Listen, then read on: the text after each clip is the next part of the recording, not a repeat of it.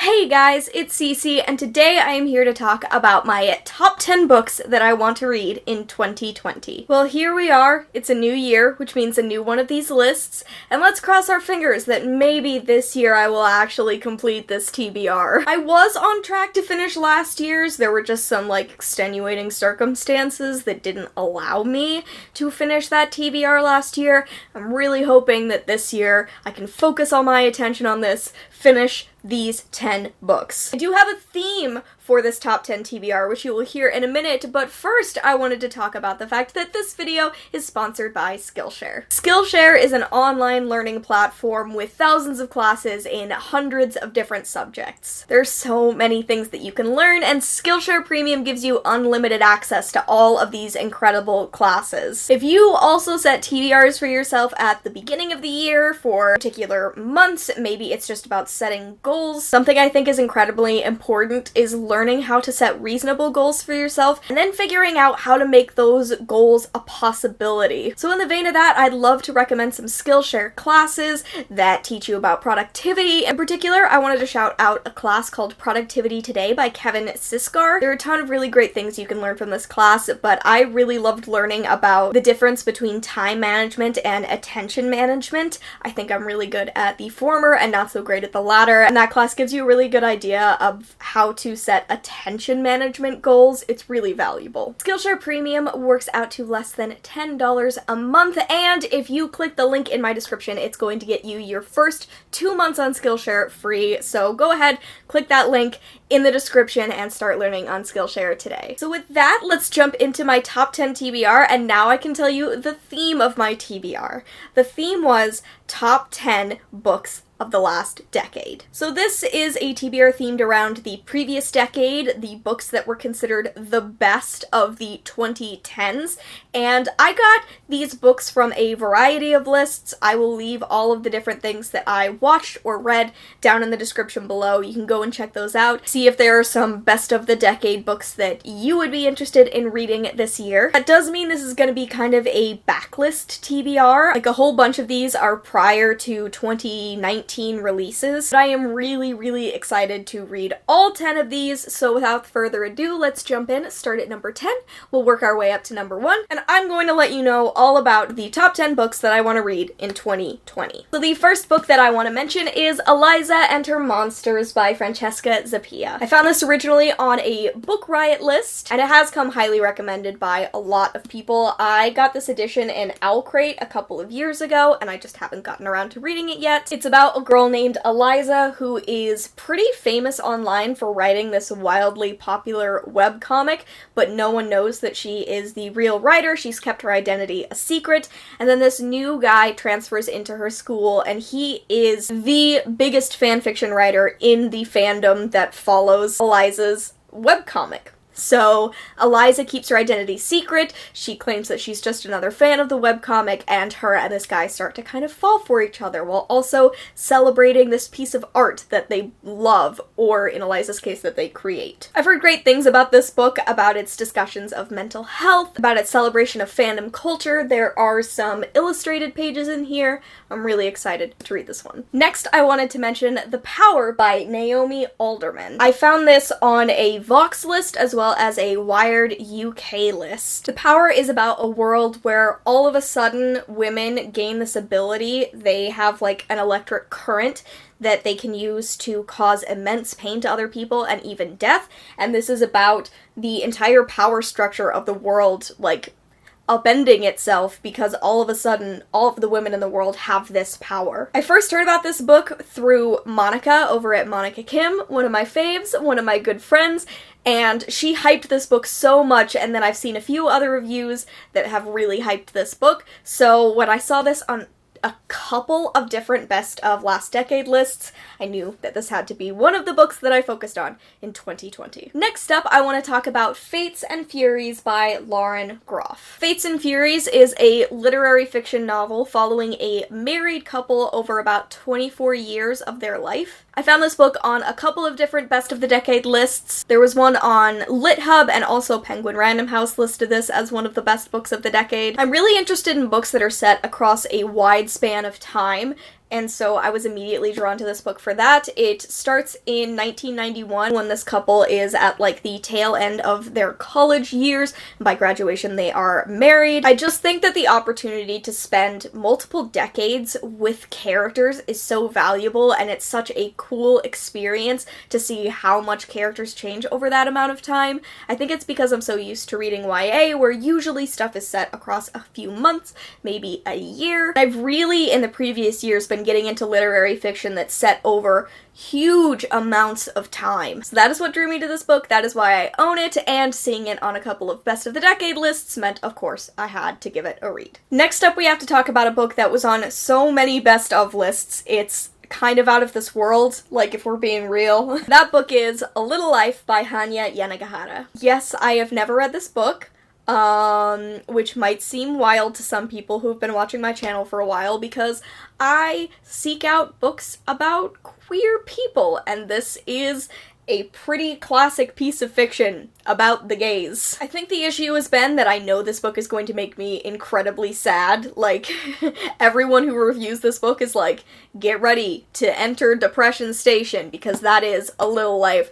And sometimes I have a hard time with books like that, especially gay books that are about tragedy. But I've been feeling more able to handle this book, and so I found it recently at a used bookstore, and that is why I grabbed a copy. This book was on Best of the Decade lists on LitHub, Glamour, Bustle, BuzzFeed, and a bunch more I didn't even take note of. I guess I didn't really tell you what this book is about, besides that it's tragic. It is about 4 college classmates moving to New York City. They are after fame and fortune, and it is about their lives set over decades of time, and it is about how their lives intertwine as connected to this really enigmatic figure, Jude, who they're all very dedicated to in different ways. I mean, I'm getting homoerotic vibes just from reading the summary, and knowing this book is queer, I'm sure that's gonna play a part. So I know that I am going to be broken by this book. It was a National Book Award finalist. Everyone is like, this is one of the best books of the decade. You have to read this book.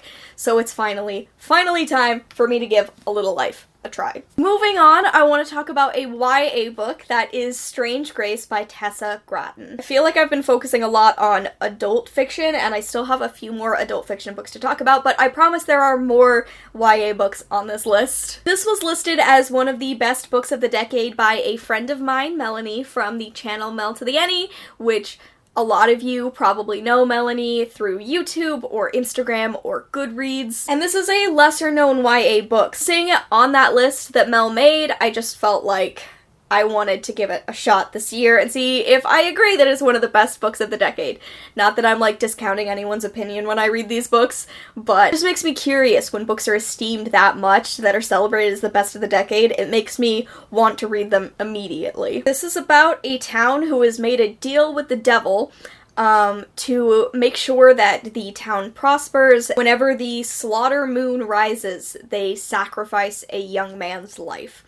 And then this is set during a year where, like, the slaughter moon has risen early, and it kind of throws everything into chaos, and this is about 3 different characters. I'm also aware that this is a book that features polyamory, which is not as discussed in YA, and why I've really wanted to read it as well. Also the fact that this was sent to me by a dear friend, Owl, who thinks I will love it. Like, everything is conspiring to make it seem like I'm going to adore this book. I've never read anything by Tessa Gratton before, so I'm really eager to jump into her work as well. Yeah, I'm just really excited about this one. Hey, we've got another YA book. That is Long Way Down by Jason Reynolds. This was listed as a best book of the decade by Bustle and BuzzFeed, and clearly it is a celebrated novel. There are 4 awards on the cover alone. This is a very, very hyped book that I kind of can't believe I haven't read yet.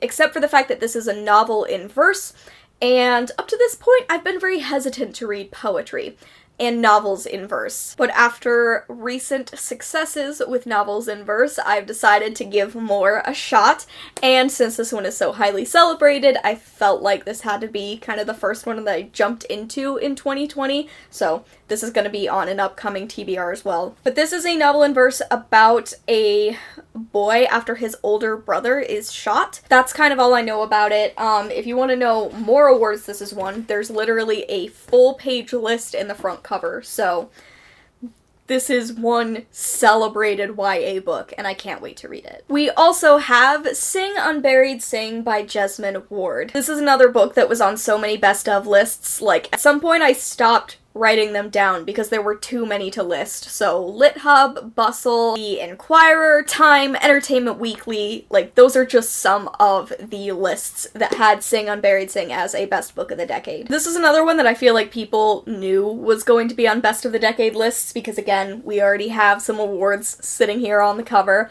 This is described as part ghost story, part road novel.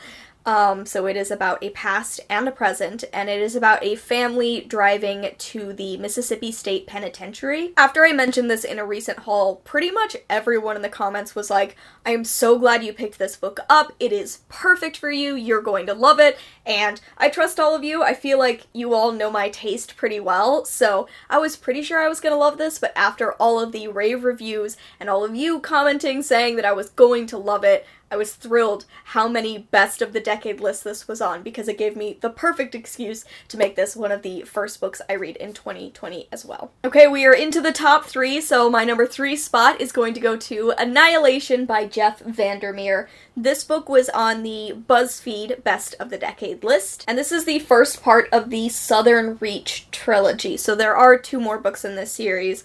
I originally bought this because I watched the film Annihilation and was in love with it, in love with its weirdness, with basically everything about it. And doing some more research, I found out that the movie took a lot of liberties with the story. So while this has the same basic premise, a lot of stuff kind of diverges from there, and it made me even more invested in learning what the author intended, especially considering that this is only the first book in a trilogy. So the basic plot of this is that there is this place, Area X, that has been totally blocked off from society. It's been allowed to become overgrown, and every expedition that has been led into Area X has ended in some kind of disaster, in mass death. And in this book we are following the 12th expedition into Area X. We're following 4 women, 4 scientists, an anthropologist, a surveyor, a psychologist, and the narrator, a biologist.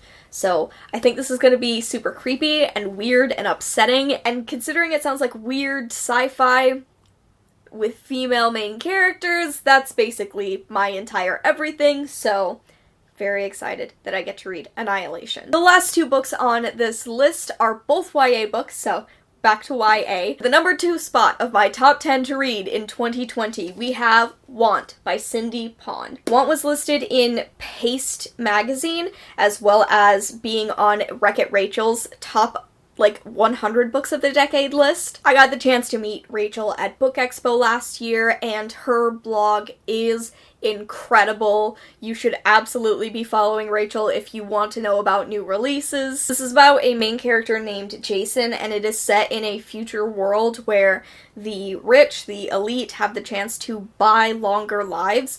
Basically, in this future, pollution is so rampant that it completely destroys people. People keep dying earlier and earlier, and the rich can buy suits that ensure that they are kept away from this pollution. And so Jason is sick and tired of the way that this entire world is set up. He decides to infiltrate the corporation that makes these suits and discover if possibly that corporation is also producing the pollution that's causing these problems. This is part of, I want to say, a duology. I feel like there's another book in this series. Even if there isn't, this book on its own has had a ton of hype. I feel like it is yet another one of those books that's super underrated, but people who have read it hype it to the ends of the earth, and that is exactly my kind of read. I live for finding those books that people are celebrating and trying to cheer on as loudly as possible, and it's just not quite making any headway in the noise. Those are the books that I want desperately to discover, so this book is number 2 on the list, and I'm very, very excited to read it. And finally, the number 1 book on my top 10 to read in 2020 list is Picture Us in the Light by Kelly Loy Gilbert. I am so excited to finally read this book. This was listed on School Library Journal as one of the top books of the decade, and it is Wreck-It Rachel's #1 book of the decade. So out of 100 books on that list, this is the #1. Rachel constantly recommends it. She hypes this book constantly, and I have wanted to read it since it was released. The year this came out, it was one of my most anticipated releases of the year, and I kind of can't believe that I haven't read it yet. This is a queer YA book. It is an under-the-radar book, so you really can't tell from any of the, summary info, the quotes on the back, that this is gay, but it is. It is. This book is about a couple of different things. So it follows Danny Chang. He's our main character, and he is a passionate artist. He's also part of a friend group that is nearing the 1-year anniversary of a tragedy that kind of shook them all to the core. And this is about Danny uncovering a secret in his family's past. Plus, on top of that, it is about Danny questioning his friend Harry, his best friend, and Danny keeps kind of trying to deal with the fact that he doesn't think Harry is actually in love with his girlfriend. I read the first chapter of this book a while back when I was trying to decide what I was going to read the following month. It was part of a chapter tag that never saw the light of day because I just never finished it. But the first chapter of this book completely blew me away. It's one of the most incredible and most engaging first chapters I've ever read. I'm absolutely positive this is going to be full of beautiful writing, that it's going to be heartbreaking, and this is yet another book where people have been hyping this even if it hasn't reached quite the acclaim of a lot of other huge YA books. This is one of those under-the-radar books that people who love it are so passionate about it, and I'm desperate to join that group of people. So, there we go. Those are my top 10 TBR books for 2020. Please let me know in the comments down below if you are doing a top TBR video as well, or if you are just selecting some books that you want to read over the year. Let me know what books are on it. And if you have read any of these titles, and it is very possible that you have, let me know what you thought about those books. I would love to hear some more early reviews to get me hype about reading these 10 titles. Like I said, this year, I am dedicated to making sure I actually read this top 10. It's going to happen. Nothing can stop me. Be sure to click the link in the description to get 2 free months of Skillshare Premium. Other than that, thank you all so much for watching. I hope you enjoyed, and I will see you in another video very soon. Bye!